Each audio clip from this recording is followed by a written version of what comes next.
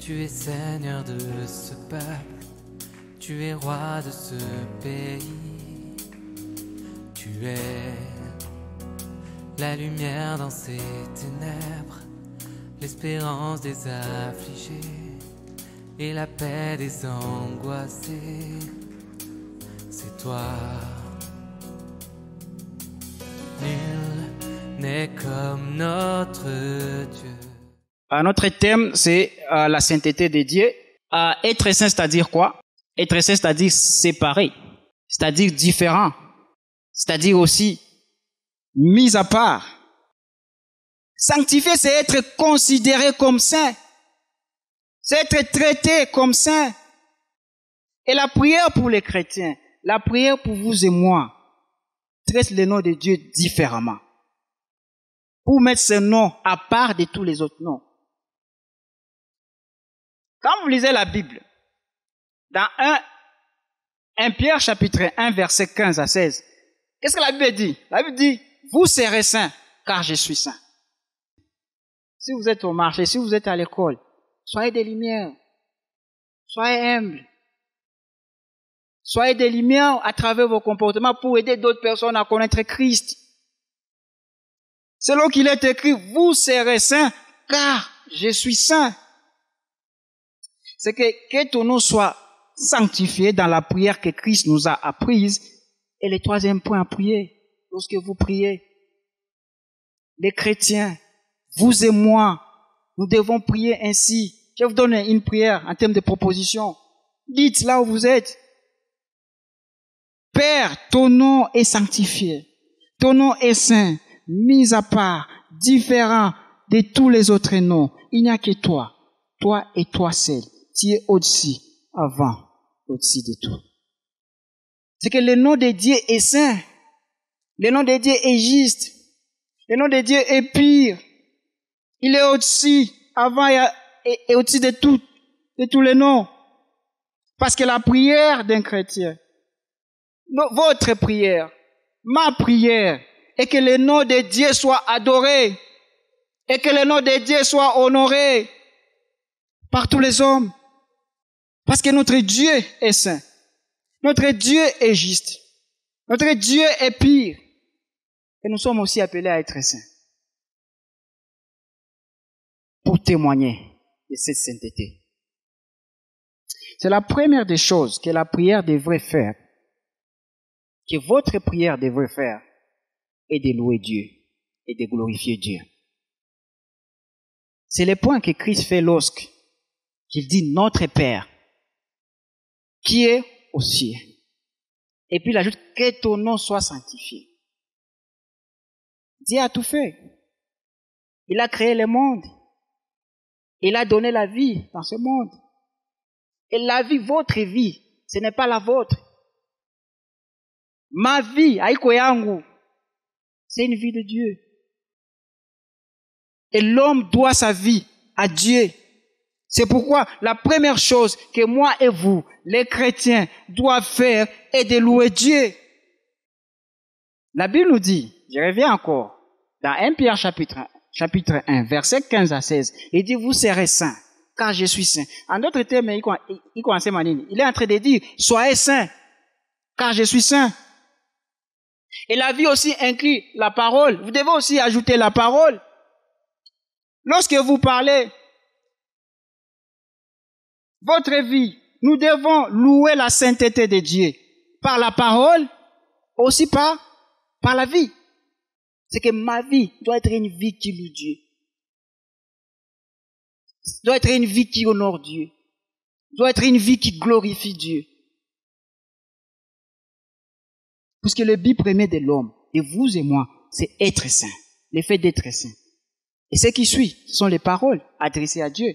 Devrait être la louange de sa sainteté. Toute prière devrait être centrée sur la louange à Dieu. Pourquoi? Pour qui il est, dans sa sainteté et dans sa plénitude. Son nom est sanctifié. Son nom est différent. Son nom est mis à part de tous les autres noms. Si vous pouvez lire dans 1 Corinthiens chapitre 15, verset 19 à 20, la Bible nous dit,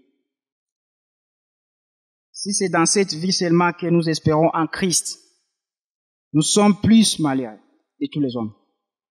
Mais maintenant, Christ est ressuscité des morts. Il est les prémices de ceux qui sont morts.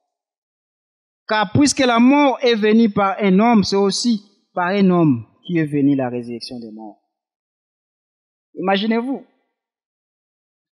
ce que serait la vie si le nom de Dieu n'était pas plus que le nom d'un homme. Avec quoi couvre ça Dinazetu? Imaginez ce que serait. C'est que la gloire de Dieu est la raison pour laquelle Christ est venu sur terre. Christ dit, je t'ai glorifié sur la terre, j'ai achevé l'œuvre que tu m'as donnée à faire, et maintenant toi, Père, glorifie-moi auprès de toi de la gloire que j'avais auprès de toi. Avant que le monde soit, j'ai fait connaître ton nom aux hommes que tu m'as donnés du milieu du monde. Ils étaient à toi, tu me les as donnés, et ils ont gardé ta parole. 22. Je leur ai donné la gloire que tu m'as donnée, afin qu'ils soient comme nous sommes un, moi en un et toi en moi, afin qu'ils soient parfaitement un, et que le monde connaisse que tu m'as envoyé et que tu les as aimés comme tu m'as aimé. Père, je veux que là où je suis, ce que tu m'as donné soit aussi avec moi, afin qu'ils voient ma gloire, la gloire que tu m'as donnée parce que tu m'as aimé avant la fondation du monde. Père, juste, le monde n'est à point connu que tu m'as envoyé. Je leur ai fait connaître ton nom et je leur ferai connaître, afin que l'amour dont tu m'as aimé soit en eux et que je sois en eux. C'est que la gloire de Dieu est la raison même pour laquelle Christ est venu sur terre. Et nous voyons dans ce verset. En Christ, Dieu a fait l'impossible pour nous mettre en relation avec lui-même. On n'était pas en bonne relation, on n'était pas en bon terme avec Dieu. Mais qu'est-ce que Dieu a fait? Il a amené son propre fils. Il a puni son propre fils. Il est mort à la croix pour que nous soyons en bon terme avec lui. Pour que nous soyons en bon terme avec Dieu. Notre Dieu, il est un vrai Dieu, saint, complètement différent et séparé de nous. Il est séparé de nous. Mais la bonne nouvelle est qu'en Christ, Dieu a fait quoi? Dieu a comblé les trous. Dieu a cassé la barrière qui nous séparait avec lui. Maintenant, la barrière, elle est ouverte en Christ. C'est pourquoi nous sommes ici, nous venons chaque dimanche à l'église. Pourquoi vous êtes là? Pourquoi je suis là? C'est pour lui dire merci. C'est pour lui rendre grâce pour tout ce que Christ avait fait pour nous. Christ, il est mort. Il s'est incarné, il s'est fait homme. Dieu s'est fait homme à la personne de Jésus-Christ. C'est ce que nous appelons ici les principes de réincarnation. Et qu'est-ce qu'il a fait? Il a pris notre place. C'est ce que nous appelons les principes de substitution. Il a accepté de mourir à notre place. Il a porté nos fardeaux. Et nous sommes ici chaque dimanche. C'est pour lui rendre grâce. Et qu'est-ce que Dieu a fait? Dieu apporte en association avec lui-même. Nous devenons saints. Et c'est une bonne nouvelle. Nous devenons saints à travers la mort de Jésus-Christ à la croix. C'est cette mort qui nous a rendus finalement saints. C'est cette mort qui nous a rendus finalement différents. Finalement séparés, finalement mis à part. Dieu a mis son amour dans nos cœurs. Et qu'est-ce qu'il a fait? Il a commencé ainsi le processus de sanctification dans nos comportements. C'est pour cela que quand vous êtes au travail, tu dis, ah, moi j'aime tel que ce monsieur travaille.